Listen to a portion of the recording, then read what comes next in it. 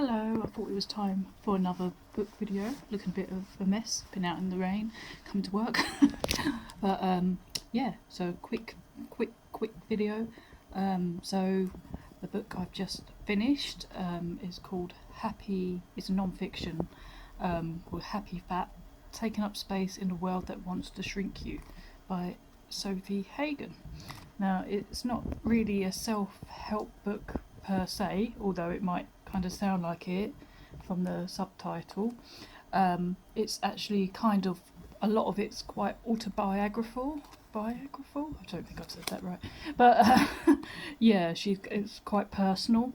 So it kind of talks about her experience of life as a fat person and the discrimination that you get as a fat person, regardless whether you're healthy or not.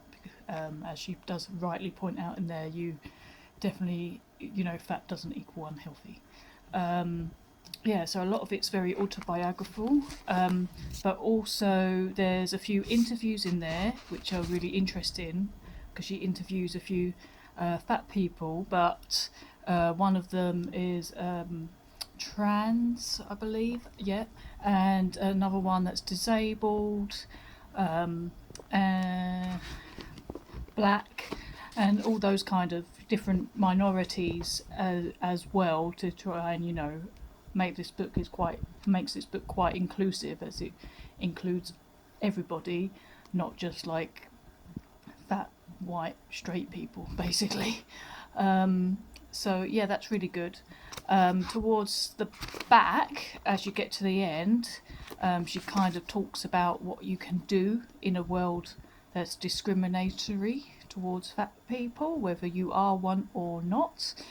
And also the last kind of, I don't think it was the last chapter, well, pretty much the last proper chapter, it's called How to Love Your Body, and that's probably what I thought was the best chapter, and also kind of the most self-help like one, because regardless of what shape or size you are, if a lot of women especially have a lot of problems with like body love and acceptance, and that last chapter kind of gives you lots of ideas to help you with that without being like too much. It's not like, oh yeah, you've got to suddenly love yourself forever and never hate yourself because that's just not true. Regardless of how much we might try and practice it, there's still going to be a day where you're going to be like, oh no, I don't like my fat stomach, I don't like my fat legs, or whatever. But lots of kind of practical advice that she's used that's helped her. She's a comedian. It's not one I've heard of before, but because of that, the book is quite funny in places as well. So that made it even more enjoyable. So yeah, I really enjoyed this book.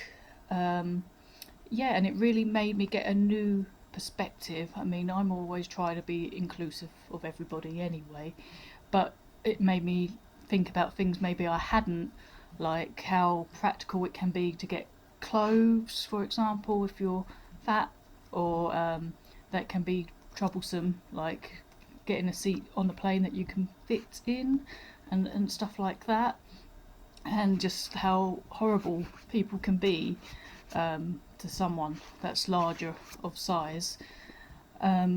So yeah, it's not kind of claiming that necessarily fat is being healthy, but it's also saying, you can't you can't just assume that someone who is fat is unhealthy, because that's really not true. Just the same as you can't assume that someone that's thin is going to be healthy, which is absolutely true. But yeah, I never realised, I kind of had a small inkling, but I didn't realise just how much discrimination fat people go through. Yeah, this was really good.